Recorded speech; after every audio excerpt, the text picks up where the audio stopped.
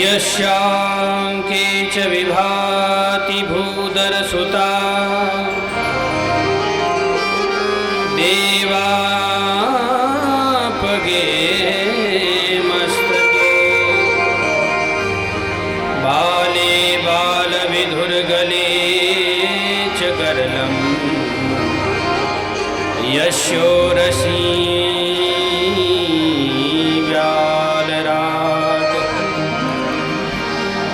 सोऽयं भूति विभूषणः सुरवर सर्वाधिप सर्वदा सर्वगत शिव शक्तिनिभः श्री शंकर पातु भवानी शंकरो वंदे श्रद्धा विश्वासरूपिणो याव्याहं विना न पश्यन्ति सिद्धाः स्वान्तस्तमीश्वरम् शिव समान दाता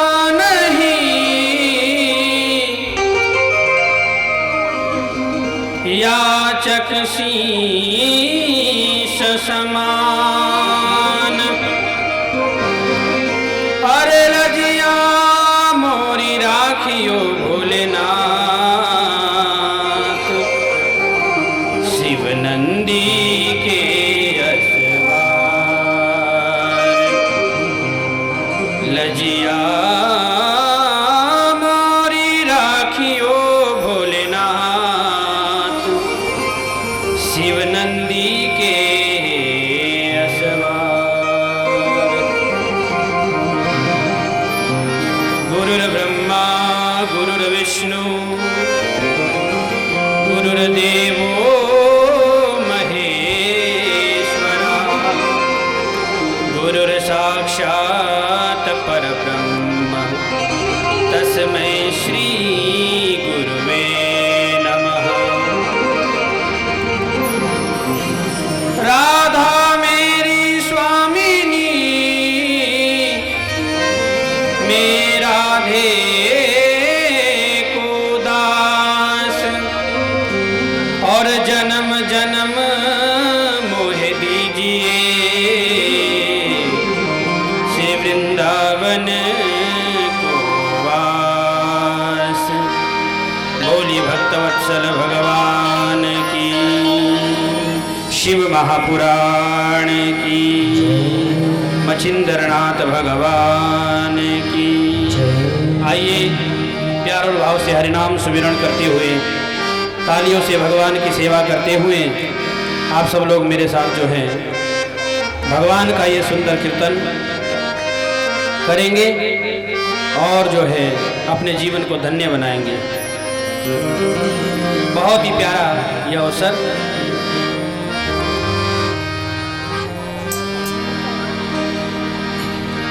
कैलाश के निवासी नमो बार बार हो, कैलाश के निवासी नमो बार बार हो, कैलाश के निवासी, कैलाश के निवासी नमो बार बार हो। आयो शरण तिहारे, आयो शरण तिहारे, तार तार हो कैलाश के निवासी। जय हो भोलेनाथ। नमो बार बार हो, आयो शरण तिहारे,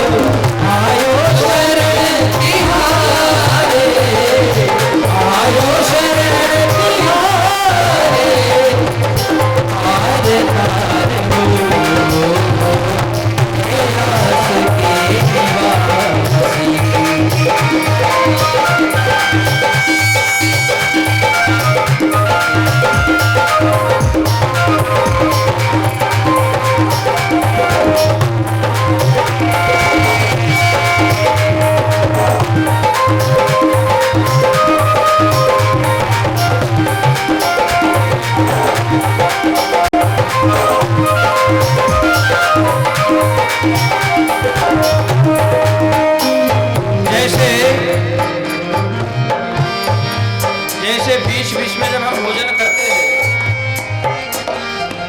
भगवान का नाम कथा में इसलिए लिया जाता है,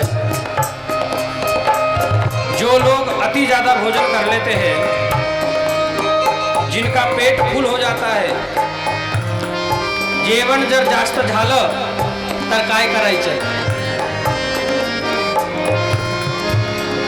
एक काम करायचं, काय? हाजमोलाची गोली जी असते ना, ती गटकून घ्यायची, पूरा भोजन जो है पच जाएगा आपका। ठीक ऐसे ही जीवन में यदि काम वासना अहंकार अभिमान यदि ज्यादा हो जाए तो भगवान का नाम ले लेना चाहिए। कथा में सारा अहंकार पच जाएगा आपका। ये उपाय है। इसलिए कथा के मध्य में भगवान का जो नाम है तालियां बजाते हुए लेना चाहिए। अच्छा, ताली बजाने से होता क्या है? ये जो लोग जिनका माथा ठिकाने पर नहीं है, ज्यांचे डोखा अब जो है, जो लोग भटक रहे हैं कि बाबा मेरा हाथ देखो, मेरे तो ग्रह ही ठीक नहीं चल रहे हैं, तो कोई मेरे हाथ की रेखा बता दो। तो जिनकी हाथ की रेखा यदि बिगड़ी हुई है, वह रेखा यदि ठीक करना है ना, तो एक काम करिए, क्या? तो मेरे प्रभु की कथा में तालियां बजाते हुए गाइए, आपकी रेखा सब ठीक हो जाएगी। बड़ा ही प्रभाव है। आगे सुनिए, बड़ी प्यारी बात। बखान क्या करूं मैं तेरी रातों के फेर का, बखान क्या करूं मैं तेरी रातों के फेर का, छपी भभूत में है खजाना कुबेर का, छपी भभूत में खजाना कुबेर का, हे गंगाधर मुक्तिवान, हे गंगाधर मुक्तिवान, ओमकार कैलाश के हमारी आयो श्रवण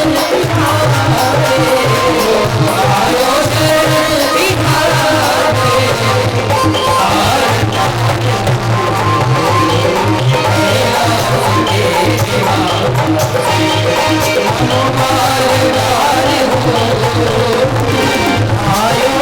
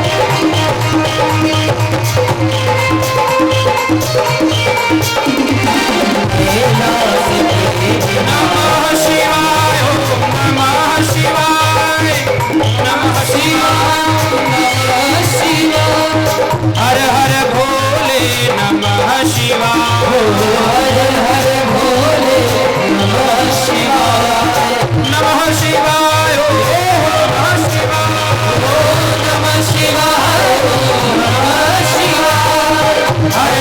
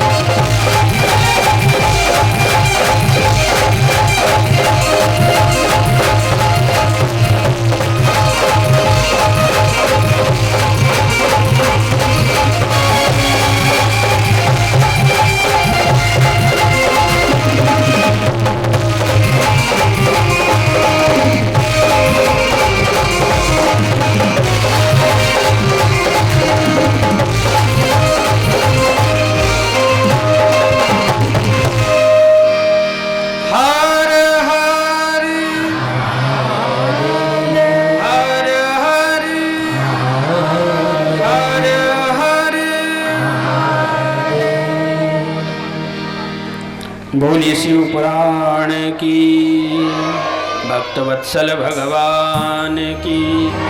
बेस बेस बड़े मछिंद्रनाथ भगवान की, व्यास जी महाराज की।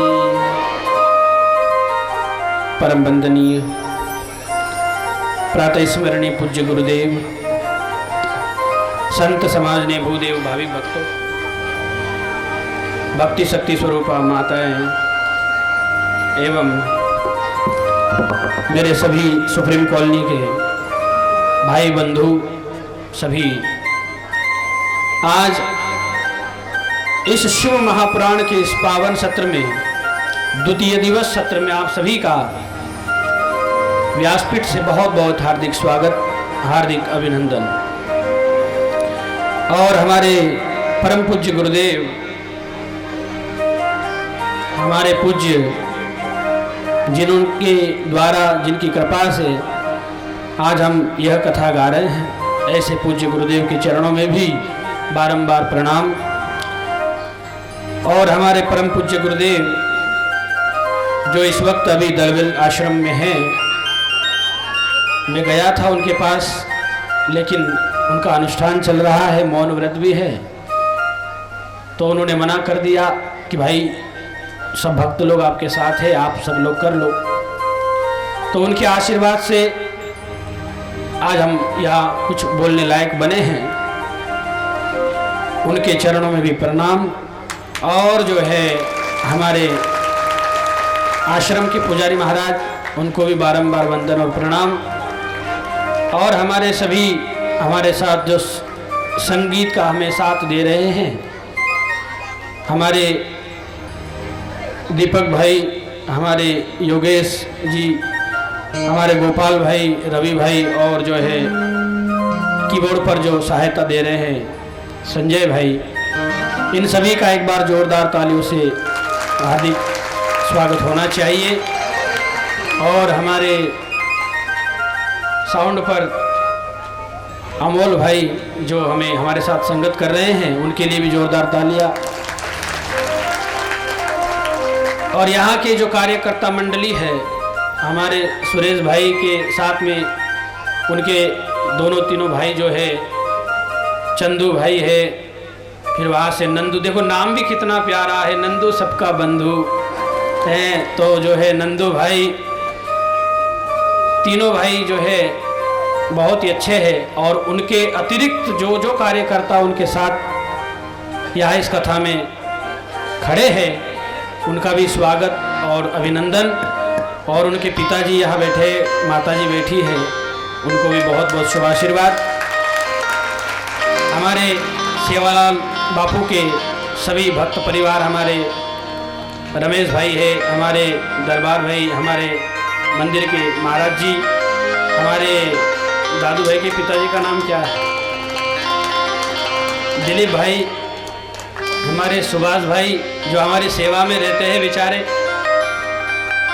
और हमारे वसंत भाई, और रणजीत नायक जो है हमारे नायक साहब, जो बेचारे रोज आते हैं, देख रेख करते हैं।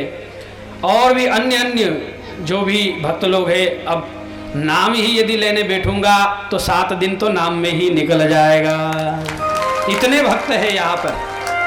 तो आप सभी का व्यासपीठ से स्वागत, भगवान आपको सुखी रखे। और जो है मेरे भाई बहन, संगत का बहुत बड़ा ही प्रभाव पड़ता है जीवन में। भगवान के इन पुराणों का संगत करना, सत्संग का संग करना। मेरे सुप्रीम कॉलोनी की जो माताएं हैं, भाई है, युवा है, बुजुर्ग है, आप सभी बहुत ही अच्छे हैं। पूर्व जन्म में मुझे लगता है कि आप जरूर कोई जो है देवता अथवा गंधर्व रहे होंगे, क्योंकि यह जो कथा है शिव महापुराण की, ये दुर्लभ है, जो कि देवताओं को स्वर्ग में नहीं मिलती है। देवता भी सुनने के लिए लालायित रहते हैं इस कथा को। माताओं, मेरा निवेदन है, जो है कोई भी बीच में बोलेगा नहीं। देखो, एक बात मैं आपसे कहना चाहूँगा। वैसे तो कथा का समय 8 से है, लेकिन अभी जो है 9:38 हो चुका है। समय बहुत विलंब से कथा आरंभ हो रही है। अब उसमें बचा कुचा जो समय है, मात्र केवल 3 घंटे में 1 घंटा तो गाने बजाने में ही चला जाता है, और बड़े मुश्किल से 1 आध घंटा कथा होती होगी। 1 आध घंटा तुम्हारे नाचने में चला जाता है। कहने का मेरा मतलब ये है, मनोरंजन कथा को मत बनाओ। कथा टाइम पास करने की चीज नहीं है। संत का जो समय होता है, भगवान की कथा में बैठने का जो समय होता है, ये बहुत ही दुर्लभ होता है। जीवन का पुण्यात्मक क्षण वही है मेरे भाई बहन, जिसमें भगवान का सत्संग हो जाता है। संसार में ए भाई शांति से बैठ जाओ, और जिसको भी जो कुछ करना है बीच में कोई भी डिस्टर्ब नहीं करेगा। पुण्यात्मक क्षण वही है जिस क्षण में मनुष्य भगवान का स्मरण करता है, मेरे शिव जी का स्मरण करता है। शिव पुराण ये कहती है कि कैसे भी ये जीव, ये मनुष्य भगवान से जुड़ जाए, मेरे महादेव से जुड़ जाए और अपना उद्धार कर ले।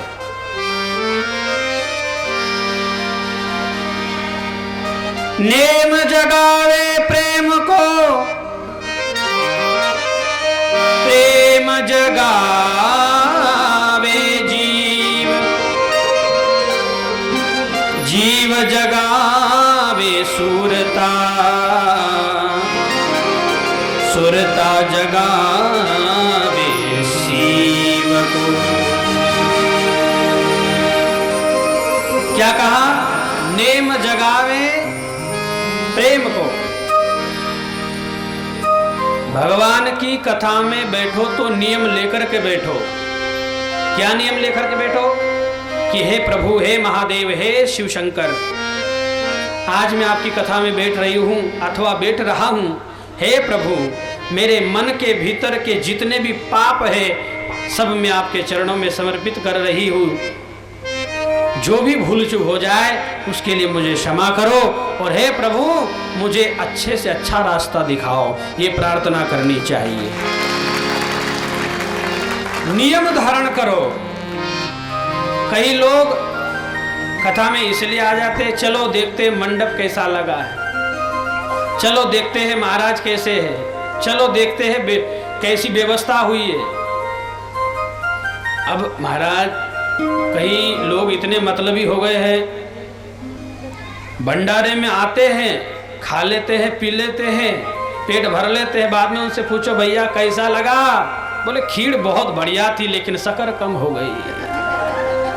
खा लिया पी लिया, फिर बोलता है शक्कर कम हो गई।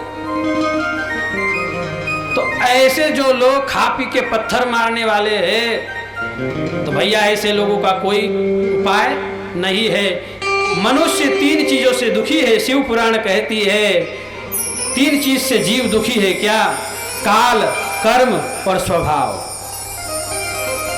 काल यानी समय से कोई परेशान है। कुछ लोग समय से परेशान हैं, कुछ लोग कर्म से परेशान हैं। इसलिए कर्म सतर्क रह करके करें। मैंने कल भी आपसे कहा, मेरे महादेव की कथा कहती है कि कर्म सतर्क होकर के करिए। कल आपने कथा में सुना है कि कर्म की क्या फल मिलता है। और तीसरी बात बताई, स्वभाव से मनुष्य दुखी है। काल से भी बचा जा सकता है, यानी समय खराब चल रहा है, अच्छा समय आ जाएगा, सुखी हो जाएगा। और कर्म अच्छे करेगा तो वो भी सुखी हो जाएगा। लेकिन जिसका स्वभाव ही बिगड़ा हुआ है, ऐसे व्यक्ति कभी सुखी हो ही नहीं सकते हैं। ऐसे व्यक्ति का कोई इलाज है ही नहीं। जिसने कसम ही खा ली है कि मैं तो बस पाप ही करूंगा, तो फिर उसका कोई उपाय नहीं है। इसलिए मेरे भाई बहन सजग रह करके जो है सत्कर्म करिए। जीवन का पुण्यात्मक क्षण वही है जिस क्षण में आप परमात्मा का भजन कर रहे हो। 2 चीज का हमेशा ध्यान रखो। क्या? संत का क्षण और अन्न का कण, ये दोनों यदि भगवान की कृपा से मिल जाए ना तो इसका दुरुपयोग मत करना प्यारे, सदुपयोग करना, कल्याण हो जाएगा तुम्हारा। संत का क्षण और अन्न का कण ये बड़े भाग से महादेव की कृपा से मिलता है। इसलिए टाइम पास की इच्छा से कथा को मत सुनो, जीवन के उद्धार के हिसाब से इच्छा से कथा को सुनो। केवल मनोरंजन मत बनाओ कथा को, जीवन की व्यथा मिट जाए ऐसी कथा अपने जीवन में धारण करो। क्योंकि इन महात्माओं ने जो है बड़े मेहनत से इस ग्रंथ को रचा है। हमारे बाबा मछिंद्रनाथ, गोरखनाथ, नवनाथों में इतने बड़े बड़े सिद्ध महापुरुष हुए हैं जिन्होंने कितनी तपस्या करी, कितनी घोर तकलीफ उठाई और तब जाकर समाज वालों के लिए धरती पर जो है अवतार लेकर के समाज वालों का सब कुछ बर्दाश्त किया और समाज वालों को सुख और शांति दी। यही तो संत करते हैं। और हम लोग क्या करते हैं? हा? हम केवल हमारे मतलब की बात संतों के पास रखते हैं। जो कथा अभी आप सुन रहे हो, मछिंद्रनाथ शिव महापुराण कथा, मछिंद्रनाथ शिव महापुराण कथा क्यों रखा गया? इसलिए कि ये कथा बाबा मछिंद्रनाथ की कृपा से ही हो रही है और भगवान शिव को उन्होंने ही यहाँ पर स्थापना की है। मछिंद्रनाथ कौन है? इनका अवतार धरती पे क्यों हुआ? कहते हैं जब जब संसार में धरती पर धर्म की हानि होती है, धर्म मिटने लगता है, और धर्म को मिटाता कौन है? हमारे जैसे ही लोग, हमारे जैसे ही लोग धर्म को मिटाते हैं। जब जब होई धर्म की हानि, मेरे साथ चौपाई गाएंगे बाबा तुलसी की बड़ी प्यारी चौपाई। जब जब होई धर्म की हानि, जब जब होई धर्म की हानि, जब जब होई धर्म की हानि, जब जब होई धर्म की हानि, बाढ़ असुर अधम अभिमानी, बाढ़ असुर अधम अभिमानी। बोला तुम्हें पन बोला, आवाज काढ़ा, भाई तुम बोलोगे नहीं तो हम अकेले ही गला फाड़ रहा हूं। तुम लोग गाओगी तो मेरा आवाज नहीं खराब होगा, इसलिए एक लाइन तुम गाओ, एक लाइन ये लोग गाएंगे। जब जब होई धर्म की हानि,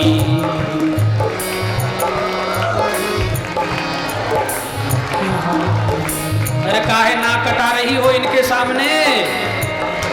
यहाँ आगे आगे चिल्ला रही हो, इतनी संख्या है माताओं की, मेरी सुप्रीम कॉलोनी की माताओं इतनी सारी बैठी हो, पर मुझे लगता है आज जो है पेट पूजा करके नहीं आई हो। थोड़ा गला फाड़ो, आवाज निकालो। ये जो भाई लोग बैठे हैं ना, इनकी संख्या हमेशा कम रहती है, तो इनको टक्कर देने के लिए आपको आवाज निकालनी पड़ेगी। आइए एक बार वापस से। जब जब होई धर्म की हानि,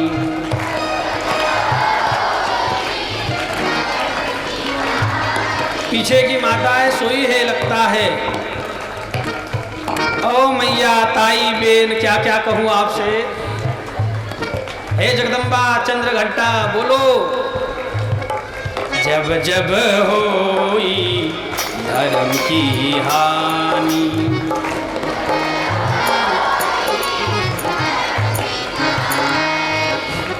अब इन पिताओं की भी देख लेते हैं जरा। बाढ़ही असुर अधम अभिमानी। अब तुम चुप बैठ जाओ भाई लोग। ये टोन तुमको दिया है भगवान ने, बोलने के लिए, गुटखा खाने के लिए तो चबर चबर चलता रहता है, बोलने के लिए पीछे क्यों हट रहे हो? आगे के जो दांत है ना दो, वो दिखते रहना चाहिए, इसलिए बोलते रहो। बाढ़ही असुर अधम अभिमानी,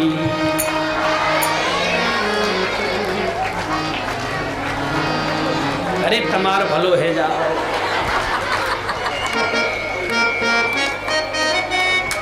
आता किती बोलू मी, अब कितना सांगू कितना बोलूं तुमको भैया। जो है सुप्रीम बोलने वाले लोग के संख्या में तो बहुत दिख रहे हैं, लेकिन बोलने के लिए ढीले ढसन गीले गछो भैया। गाओ, ये गाने के लिए गला दिया है, आइए मेरे साथ।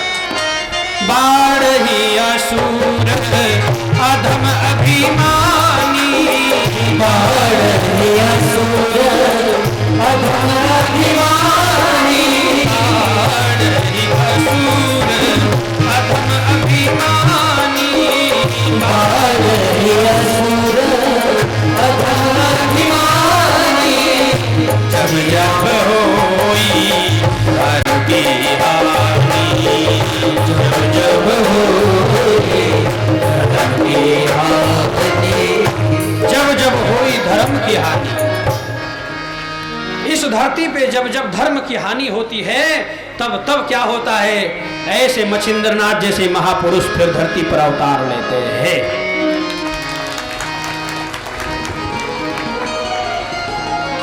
एक बार भगवान भोलेनाथ समाधि में बैठे हुए थे और मां भगवती जगदम्बा पार्वती उनके पास सन्मुख गई और पूछी, प्रभु आप सारे जगत के पिता हैं, आप सारे जगत के मालिक हैं प्रभु, हे भोलेनाथ, लेकिन मुझे आप ये बताइए कि आप ये किसका भजन करते हैं, किसका मंत्र जपते हैं? आप स्वयं भगवान होकर के? भगवान ने कहा, देवी हम अमरनाथ है। क्या है? अमरनाथ है।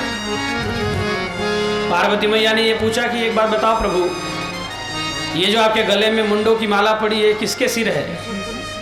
भगवान ने कहा, देवी ये किसी के सिर नहीं है, ये तुम्हारा ही सिर है। फिर तो माता पार्वती का माथा गर्म हो गया, कहने लगी कि अब बस मेरे ही पीछे मरना जीना लगा है, आप ऐसी कौन सी जड़ी बूटी खा गए जो आपको मौत नहीं आती?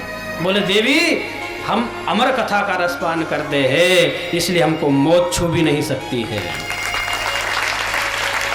हम अमरनाथ है देवी, और अभी तुम उससे वंचित हो, इसलिए तुम्हें मरना जीना लगा है।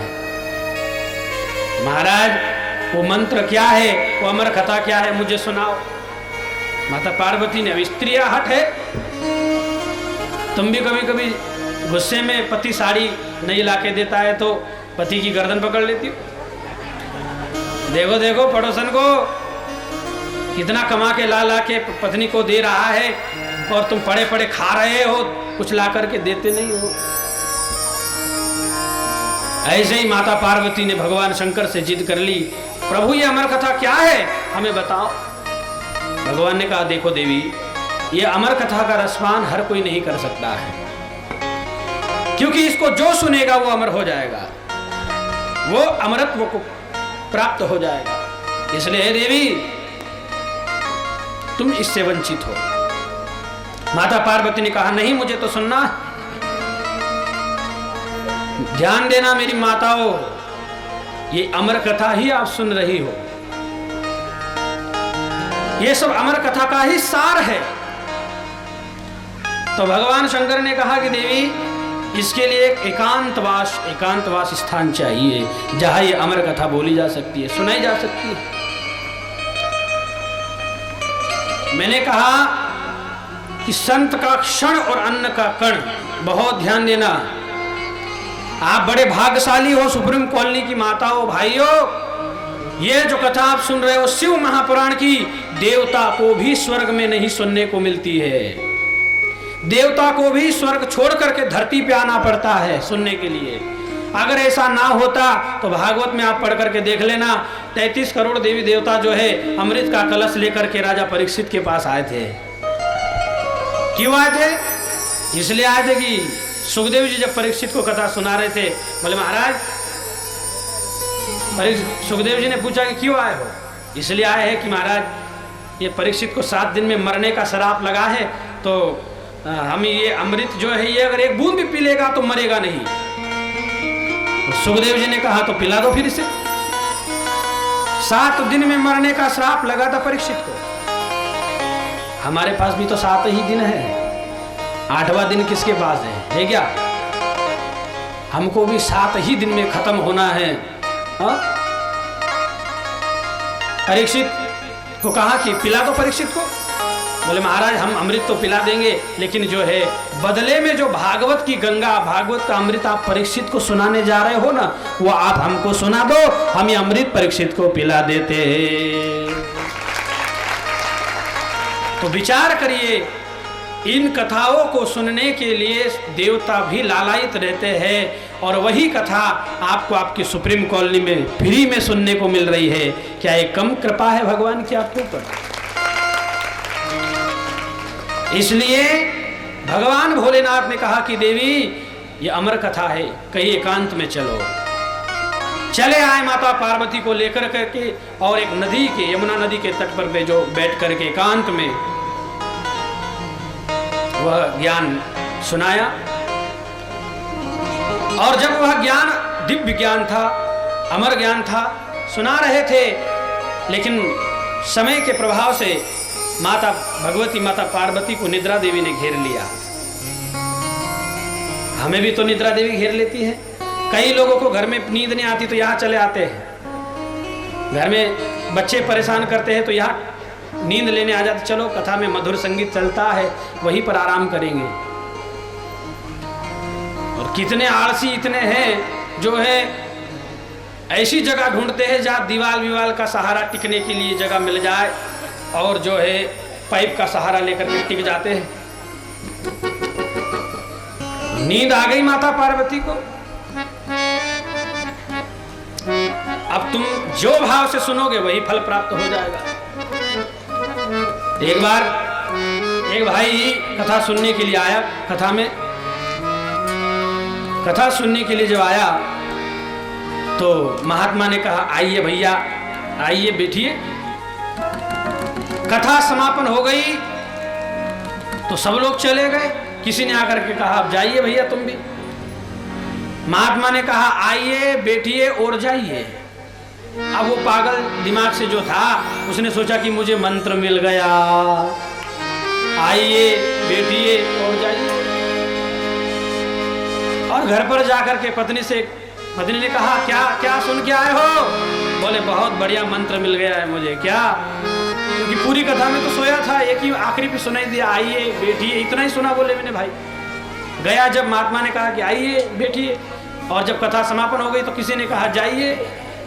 पत्नी ने कहा ये मंत्र सुने हो? बोले हाँ देवी।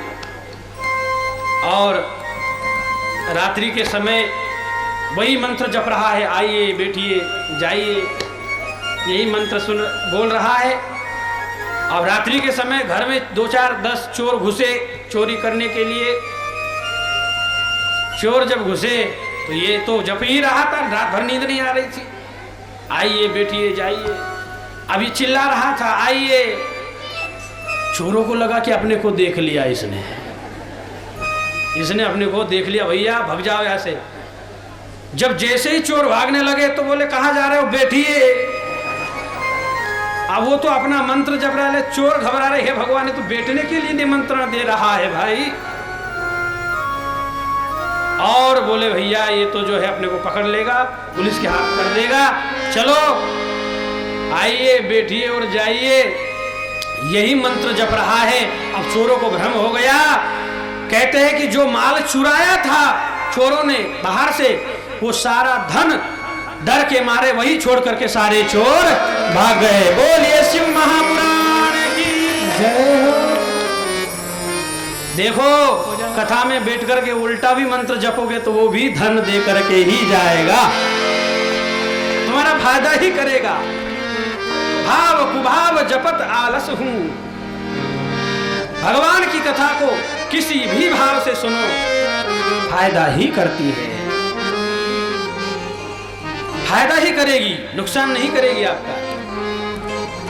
इसलिए जो है यहाँ जितने भी सुप्रीम कॉलोनी के भाई लोग हैं, निद्रा को भगा करके बैठिए। सोना तो जिंदगी भर है मेरी माताओं, सोने में ही पूरी उम्र बीत जाती है हमारी।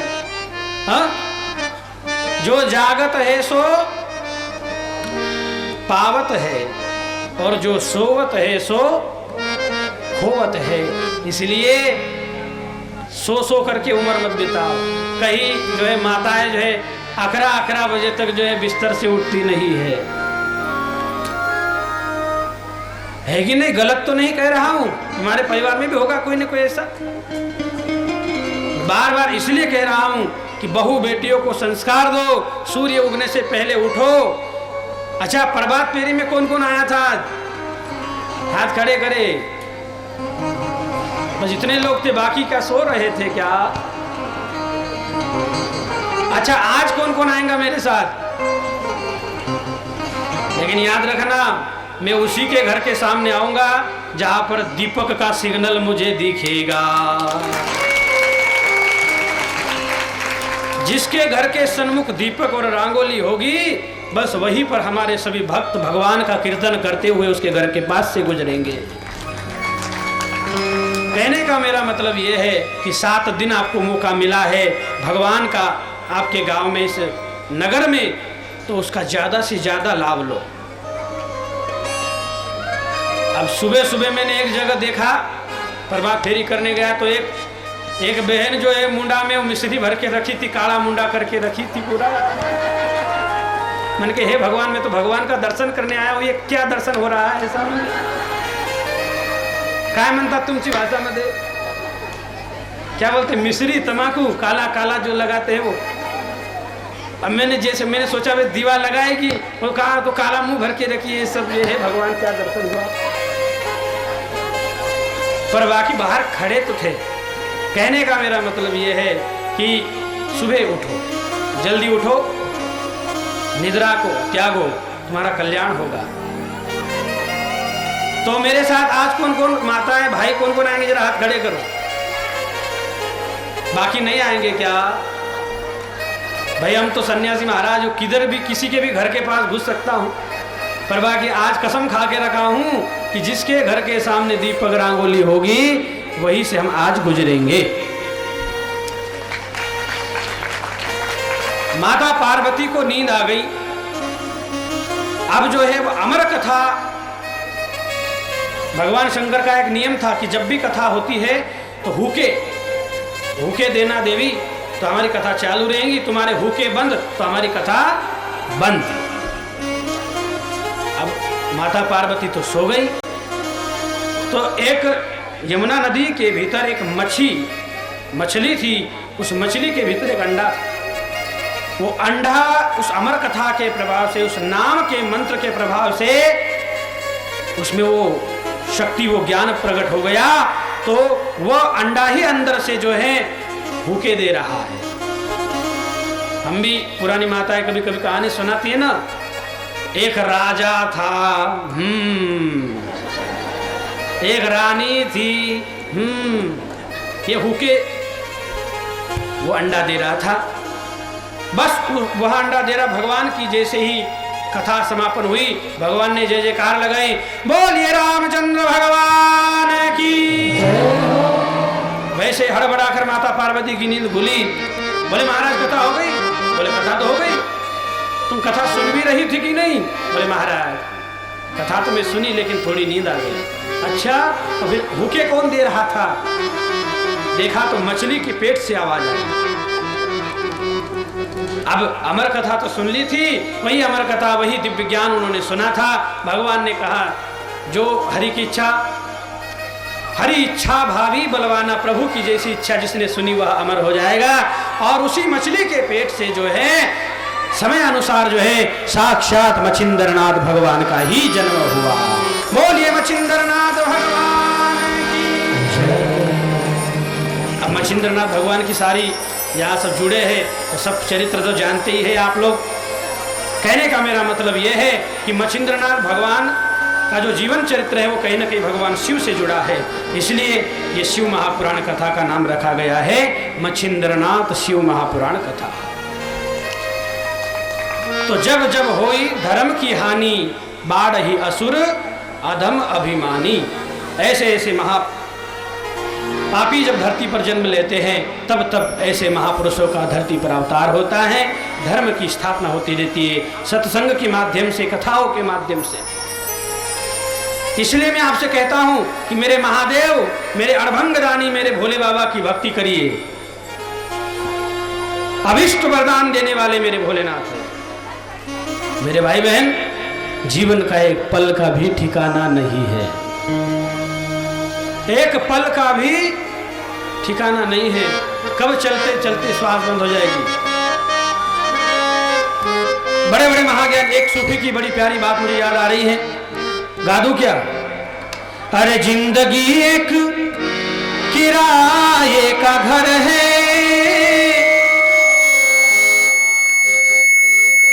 जिंदगी एक किराए का घर है, एक ना एक दिन बदलना पड़ेगा।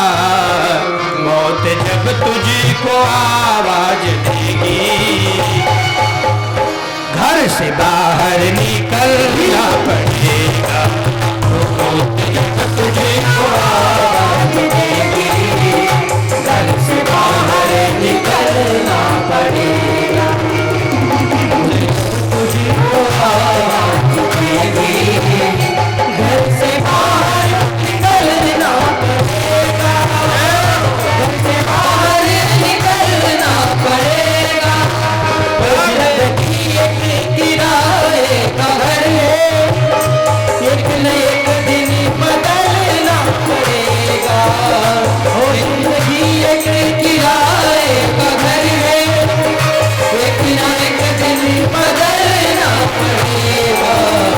शाम के बाद, वो शाम के बाद, वो शाम के बाद होगा तेरा। घर से बाहर निकलना पड़ेगा, घर से बाहर निकलना पड़ेगा, घर से बाहर निकलना पड़ेगा।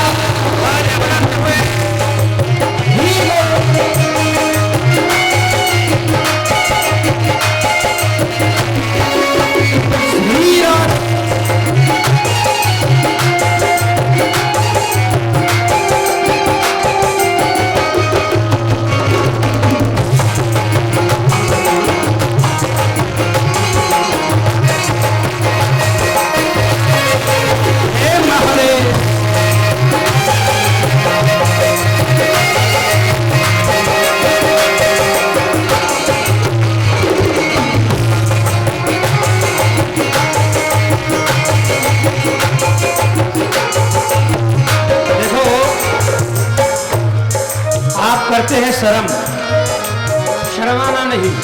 जितना गाओगे, जितनी तालियां बजाओगे, जितना नाचोगे, उतनी ही तुम्हारी निद्रा आलसी भागेगी। अरे पगले, संसार में रात दिन नाच रहे हो, 7 दिन यदि भगवान के भजन में नाच लोगे तो कहा तुम्हारे पैर लंगड़े हो जाएंगे। तो इसलिए कोड़ कसर नहीं। तालियां बजाएंगे मेरे साथ, नाचेंगे ना मेरे साथ, इसलिए कोड़ कसर नहीं। और ये युवा भी ढीले ढसन गीले गच बैठे रहते हैं, इसलिए युवाओं को भी चाहिए कि वो इस कथा में बहुत आनंद ले। अरे हमारे दादा को देखो, रमेश भाई के पिताजी को, कल मैं देख रहा था, वो नाच रहे थे बेचारे। दम दम दिगा दिगा मौसम दिगा, हो दम दम दिगा दिगा मौसम दिगा दिगा। दिन पिए में तो गिरा, मैं तो गिरा, मैं तो गिरा।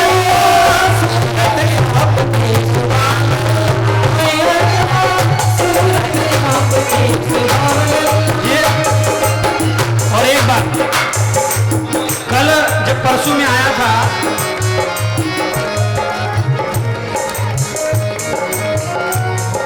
परसों जब मैं आया था तो पहले ही दिन में भगवान ने बारिश कर दी। ये बारिश क्या है? ये बारिश आपको विघ्न डालने के लिए नहीं आई थी, आपको पवित्र करने के लिए आई थी। इसलिए आइए धूम और आनंद से। दम दम दिगा दिगा मौसम भीगा भीगा, दम दम दिगा दिगा मौसम भीगा भीगा, बिन पिए में तो गिर हे महादेव। सब लोग प्यार और भाव से दम दम दिगा दिगा मौसम भीगा भीगा, हो दम दम दिगा दिगा मौसम भीगा भीगा, बिन पिए में तो गिरा सूरत आपकी हे महादेव, सूरत आपकी सुभान अल्लाह, रात के बाद होता सवेरा, हो रात के बाद हो सवेरा, फिर कहीं दिन निकलता सुनेरा, फिर कहीं निकलता सवेरा, पाव फूलों के रखने से पहले तुम्हें काटो पे चलना, फूलों के रखने से पहले तुम्हें काटो पे चलना पड़ेगा, तुम्हें काटो पे चलना पड़ेगा, हे महादेव काटो पे चलना पड़ेगा, वो जिंदगी एक किराए का वो एक न एक दिन बदलना पड़ेगा, वो जिंदगी एक किराए का घर है, वो एक न एक दिन बदलना पड़ेगा, हे महादेव के बाद वो शाम के बाद होगा सवेरा, वो घर से बाहर निकलना पड़ेगा, बाहर निकलना पड़ेगा, वो घर से बाहर निकलना पड़ेगा, वो घर से बाहर निकलना पड़ेगा, घर से बाहर निकलना पड़ेगा।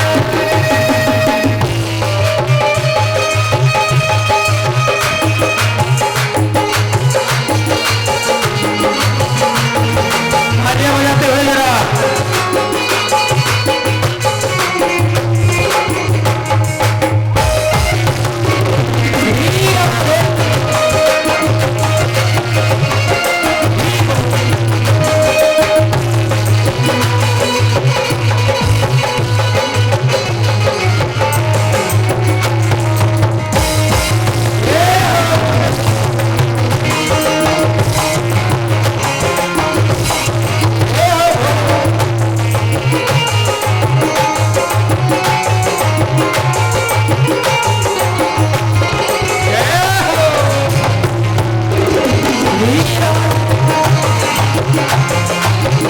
और आगे सुनिए बड़ी प्यारी बात। ये जवानी है 2 दिन का सपना, ये जवानी है 2 दिन का सपना, हो ढूंढ ले कोई सदगुरु अपना, ढूंढ ले कोई सदगुरु अपना, ये जवानी है 2 दिन का सपना, हो ये जवानी है 2 दिन का सपना, ढूंढ ले कोई सदगुरु अपना, हो ढूंढ ले कोई सदगुरु अपना, ये जवानी अगर ढल गई तो